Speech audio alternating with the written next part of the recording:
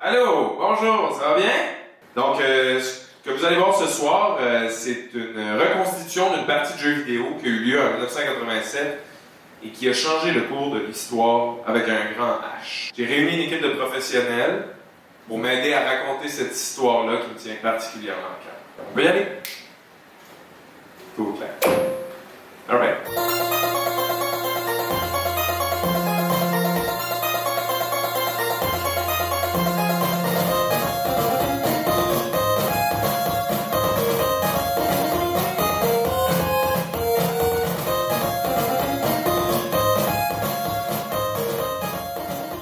Et on commençait Retro Colectivo à l'Espagne, à Barcelone, avec Mariam, que ça fait appelé pour un ami, un metteur en scène valencien, qui voulait faire une pièce de théâtre avec toute la musique de la bande sonore de Ghosts and Goblins.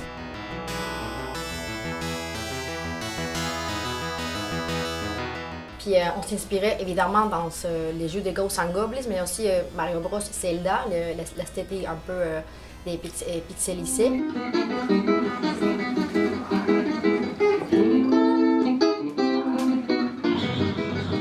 L'idée, c'était que ça devienne un petit spectacle ambulant, puis qu'on circule dans les quartiers à Valence, en Espagne, avec notre petit show, avec le musicien, le rétroprojecteur avec les images, puis lui qui faisait la voix, puis qui faisait des instruments. Puis ben là, le Retro Colectivo, ici maintenant, ben, c'est la continuation de ce premier élan-là qu'on avait fait au courant de 1 mois avant qu'on reparte à Montréal. Récemment, c'est Alix Mouissette. C'est ça, Mouissette. Moi, j'ai dit son nom de famille tantôt. Mouissette. Alix Mouissette. Mouissette. Oui. Elle avec moi, on fait la manipulation live. Mariam, maintenant, c'est la metteur en scène pour avoir un œil extérieur. Et c'est très important parce que ça aussi change beaucoup, non, le rythme, puis la visualisation du groupe, puis de la pièce. Vous avez encore quelque chose à régler. OK, stop. Juste pendant qu'on est là, on va faire un rapport de texte. Es-tu capable, juste, ça va pas être parfait, là, mais d'essayer de l'improviser à un ton un peu plus familier, genre? Mais c'est vrai, parce qu'on a travaillé longtemps comme collectif, donc tous égaux dans la création, mais chacun dans la performance. Fait que donc, tu es en train de performer, puis tu réfléchis en même temps au résultat de ce que tu fais. Après, on a les musiciens syndicaux qui travaillent aussi la conception sonore.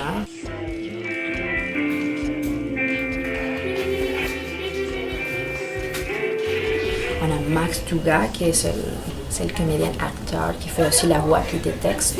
D'abord, j'ai eu peur. J'étais pétrifié. Rien qu'à voir une réalité qui était en 3D. C'est une forme qui, en soi, au niveau de la confection, de la réalisation, puis du travail là, de création, demande beaucoup de temps parce que c'est comme une technique qui est méticuleuse, qui est fastidieuse. Les concepts de travail d'acétate en 2D, c'est vraiment un process de beaucoup d'étapes.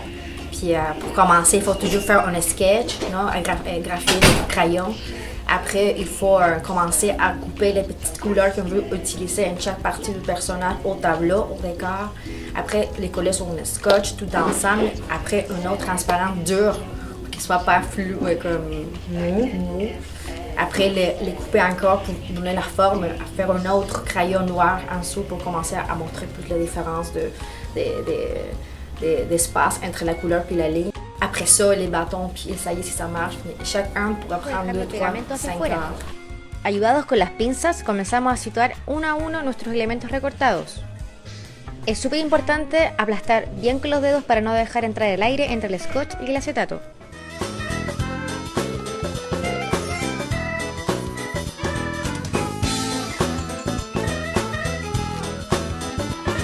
Mais puis ça, c'est spécifique à ce spectacle-là aussi, qui est comme une technique où tout le visuel est pixelisé, mais manuellement. C'est comme un peu... Oui. Un peu de la maladie mentale, des fois, là, la confection. La vérité.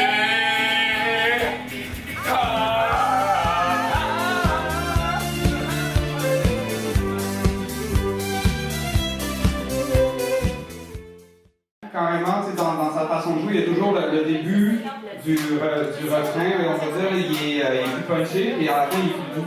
C'est plus dans ces moments-là, si tu peux le... Ouais, je comprends, mais c'est que les phrases durent comme 10 secondes. La base de notre projet, c'est que ce soit toujours une collective. Fait que tout le monde qui vient à faire partie du groupe est partie aussi de la création. Et on peut peut-être juste réessayer ce que tu fais de Jimi Hendrix.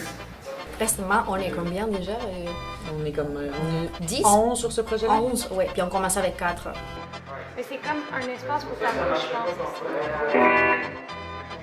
Avec les six dreads En fait, j'ai branché LR, le main en fait, le dessus. Tout ce projet-là, puis cette initiative-là part d'une passion au niveau de la forme, du visuel, de l'espace, du travail de confection. Moi, j'ai une formation de scénographe, Camille est illustratrice. Puis le théâtre, la dramaturgie est venue par la suite s'ajouter à ça. Fait que c'est sûr que ce qu'il y a de particulier aussi dans ce genre de projet-là, c'est l'intérêt pour les mécanismes. Tu sais, c'est comme toutes des choses qu'on veut voir sur scène, qu'on met en valeur, qu'on met à vue. Les mécanismes musicaux avec les pédales, les objets. On a un musicien qui invente des instruments, des mécanismes de voix, de bruitage.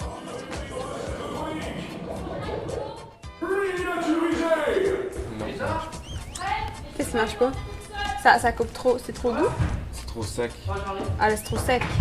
Mais d'abord, on peut mettre plus qu'une seconde. Mais deux. Et c'est un spectacle qui comporte beaucoup de risques parce que on n'est pas backé, tout est contrôlé par des technologies simples, mais qui sont fragiles aussi. Marianne, je fais. Là, la pièce Pixel Moi arrive tranquillement à une forme finie, ce serait notre forme la plus finie, là. Puis après, ce qui est intéressant, c'est de la diffuser un peu. Fait qu'avec cette pièce-là, on est rendu là. Oui. Peut-être on pourrait changer quelque chose encore, quelques détails des des scénarios. Je tombe!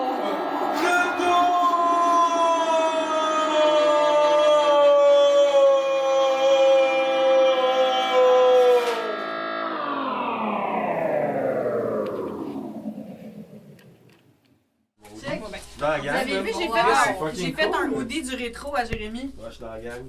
Ouais! Shit. On pourrait les vendre sur genre Indiegogo. On se ferait du cash. On les vend 2000$. Chaque.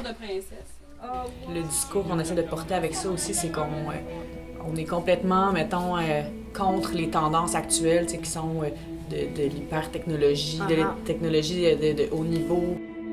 On pense, nous, qu'il y a encore un intérêt qui existe pour les gestes, la magie dans les gestes simples, puis la transformation de la matière à travers le manuel analogique.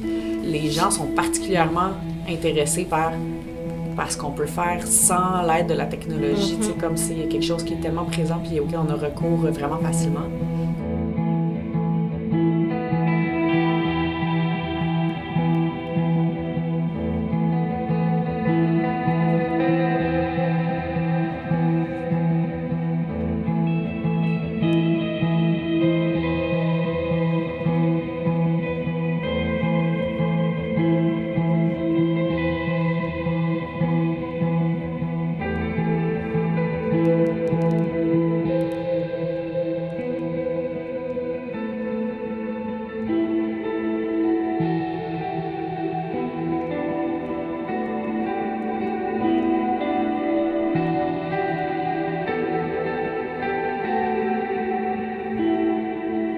La compagnie puis son futur, dans mon idéal à moi, c'est que c'est une compagnie qui grandit, qui permet d'avoir plusieurs projets parallèles, qui travaille avec les rétroprojecteurs. Mais là, on travaille d'une façon similaire, mais je pense que ça peut s'élargir encore l'utilisation de cet objet-là.